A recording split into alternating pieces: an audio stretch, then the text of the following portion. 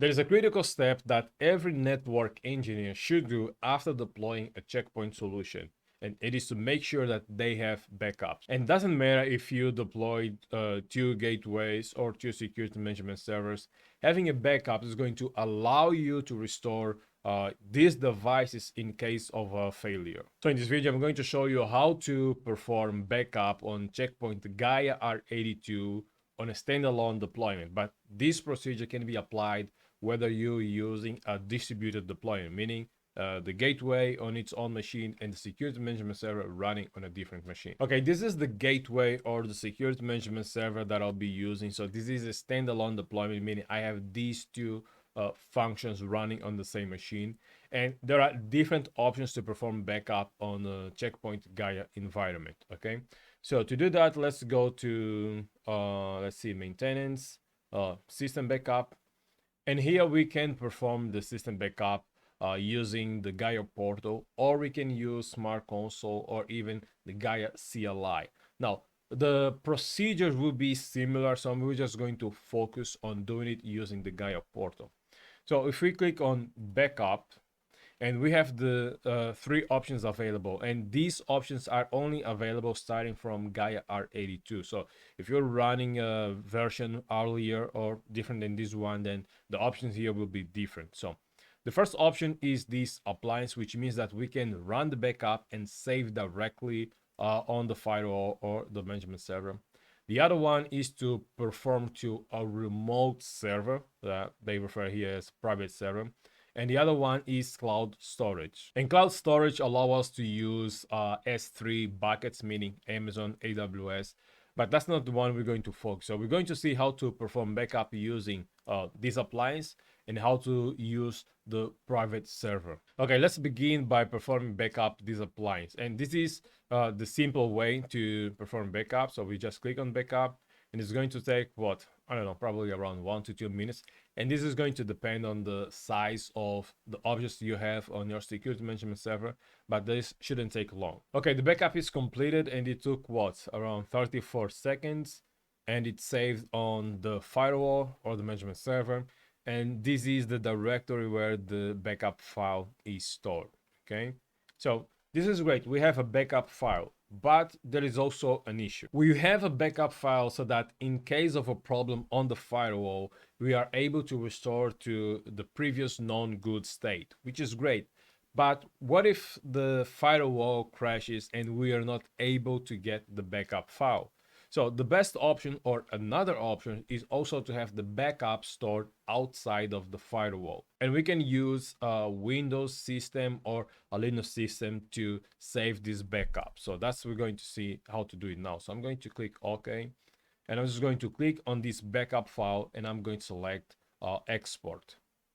And you're about to export, blah, blah, blah, blah. I'm just going to click OK. And then I'm going to save directly on this machine. So it's going to take a little bit. Okay, and just again click on save. So it is going to save the backup file directly on this machine. Okay, the backup is completed, and we can open the folder, the download folder, and we can see, okay, we have the backup file here, and it's great. Now, in a production environment, normally you won't be using a PC, Windows server, where you'll be able to store the backup. Probably you will have a remote server dedicated just to perform backup. So in this case, we have other options to save our backup. I'm just going to save this. And what are these options? So if we click again on backup and we click on private server or remote server, we have these options. So we can use FTP, we can use TFTP, and we can use SCP. FTP and TFTP, they are easy to use, great, but they are considered as insecure because they're going to send the file in clear text, meaning no encryption between the firewall and the destination or remote server. So for security reasons, it's recommended to use SCP, but we're going to see at least how to use both options, TFTP and SCP. Now, to use TFTP, so we should have a TFTP server or application running on our server. Now, I'm going to use the same machine, but just imagine that this could be a remote PC somewhere, And essentially, we want to make sure that the firewall is able to reach this remote server. So I'm going to select TFTP, and here I'm going to type the server or remote server IP address. In this case, this server has the IP 192.168.43, and I believe that's going to be 4. Now, before I click on backup, I need to have the TFTP server application running on the server. So on this PC, I'm going to open TFTP. Okay, this is the application I'll be using. Now, the installation process is quite simple. So just next, and just make sure that your directory is available and you're able to write on this directory. So for instance, if I click on show directory, let me open Explorer. So I just created this folder on, so let's go to this PC, local disk, TFTP. So that's essentially the directory of the folder that I'll be using to save the backup. Okay. So in order to use this option, TFTP, again, the application must be running. The server has to be reachable from the firewall. And once I click here on backup, it's going to start performing the backup to this remote server. And we should see the progress bar here in a second. Okay, so it's creating the backup file, and now it's going to start copying to the remote server. Okay, the backup is completed, and we can see that it took way longer to send to a server, so around 5 minutes. And so let's just confirm that we have the backup file, and we have two files here, the backup and info file. So it should be around 200 mega, which is great. Okay, so this is how we can perform backup to a Windows environment or Windows PC, which is great. Now, there is another option, and it is initiate the backup from the Windows PC. So for example, let me save this.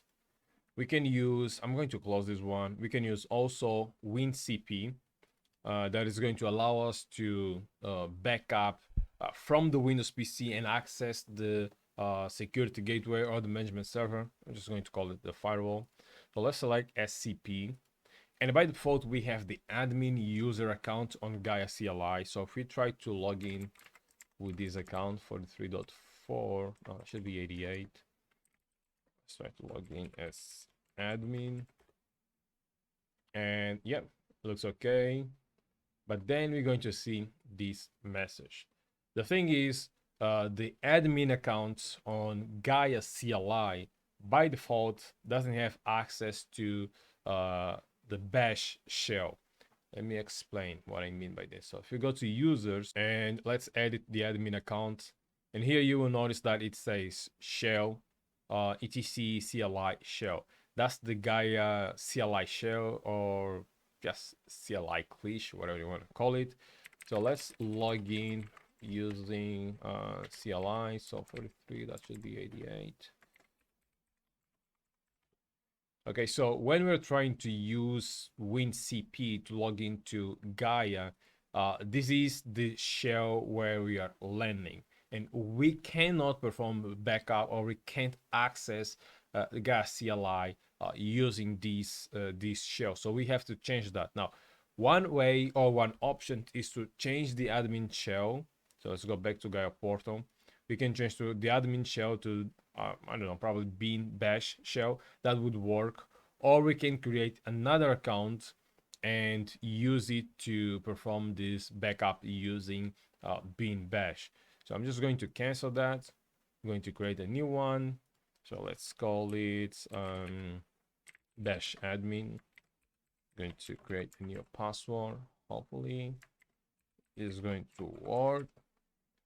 So bash admin here on shell, we're going to change to bean bash. It has access to web CLI, and it's going to be an admin role. Okay, we're going to save this. So let's try to log in with this new user. I'm going to exit. Try to log in as bash admin. And now we are, you can see we're in a different shell. So the prompt here is different than the previous one. Okay, so this is considered to be the expert mode. We could get there with the admin account, but you see that by using the bean bash shell, we will land here. Okay, so now let's try to perform the backup using this account. So dash admin, same prompt, same message, but now we are inside. Now we need to find where the backup files are located on the firewall. And a quick way to do this is if we go to system backup, here it says where this file is being stored. So we can just copy these back to prompt. And actually, let's see if we can get there. So that should be, so root. So let's go to root var, and that should be log checkpoint backup, should be this one, backups, and we are on the folder where the backup files are being stored, like the tgz and info file. And you can copy this file probably to the same directory or to a different one. Well, actually I don't have to, I can do it from here. So for instance, let's just save these on my documents. So I can just grab these and drop directly into my documents, and it's going to copy directly without running TFTP or any other application. Now this is going to take some time. I'm just going to cancel these. Yes, cancel transfer. Come, oh, yes, I want to cancel. Okay, great. So we can close this. Now, these procedures, we initiate the process, the backup process manually. But what if we want the firewall to initiate this process by itself? Like if we were to schedule, like run the backup every 5 minutes, every Monday or every month, we can do that. So we can use this scheduled backup, okay?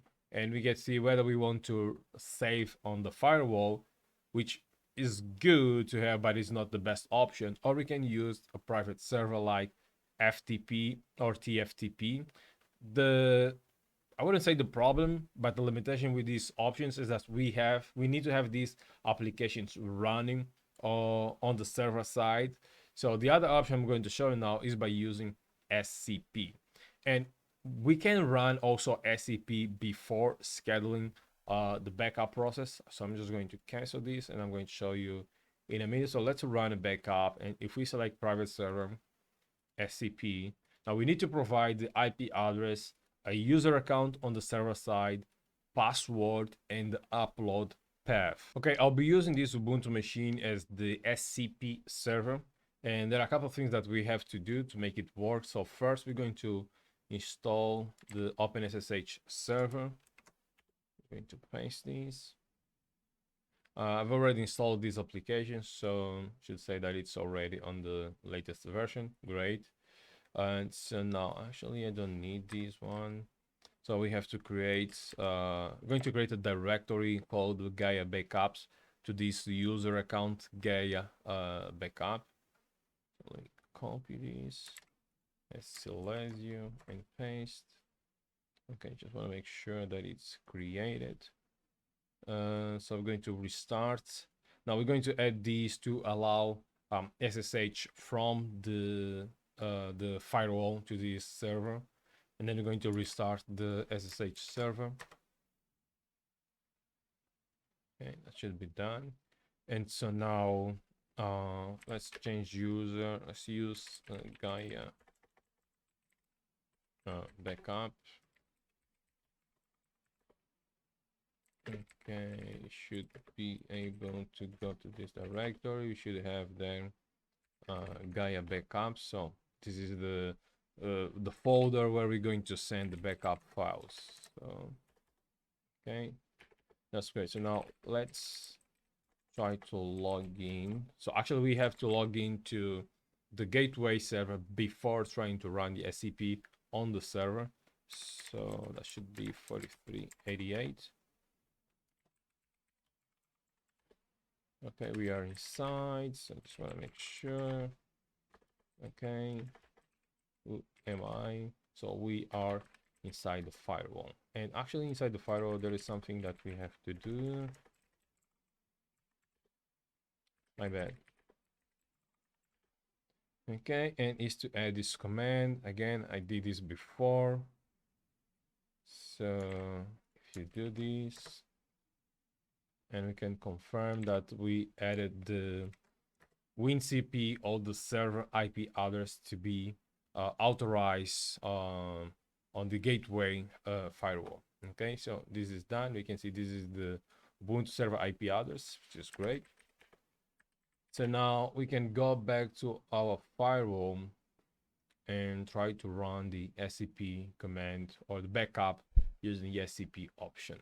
Okay, we have to change here the configuration, lock it, and let's go to system backup, click on backup, private server, and now we're going to select SCP, and here we're going to type the server IP address. So in this case, it's going to be 112.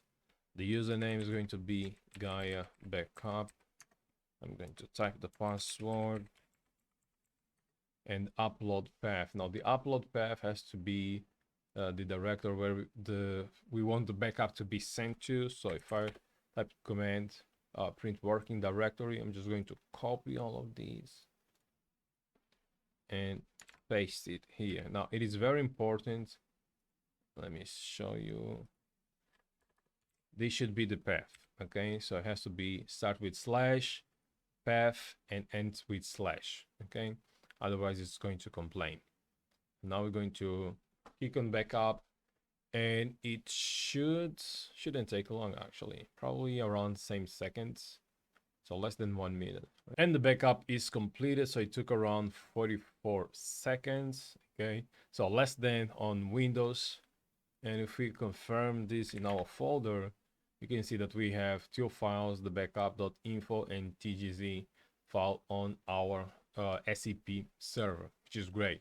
Okay, now what if we want this process to happen regularly and automatically? Then we can schedule backup. So let's select this option, add schedule backup, and let's give it a name, backup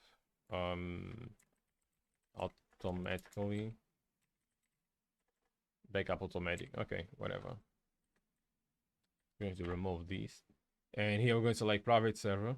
We're going to provide the SCP server IP address.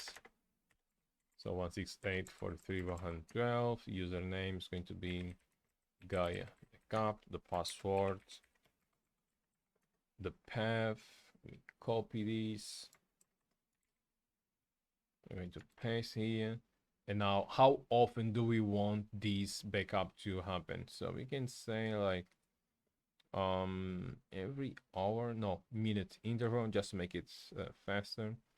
And we have to say probably every 2 minutes. Actually, let's do it every 1 minute, just because. And click on save. Okay, so now if we refresh the page, so let's go to I don't know, license status, snapshot, system backup.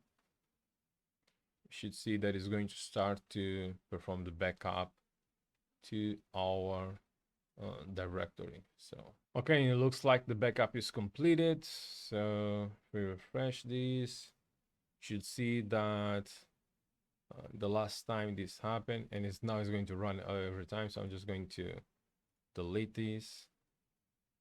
Okay, and if we go to our directory folder, you should see 4 files now. So backup automatic, and this was the manual. So okay, so now we have 6 files in our directory. So this is it, guys. This is how you can perform backup on Check Point Gaia R82. Hope you took value from this video. Please don't forget to subscribe, hit the like button, and I'll see you on the next one.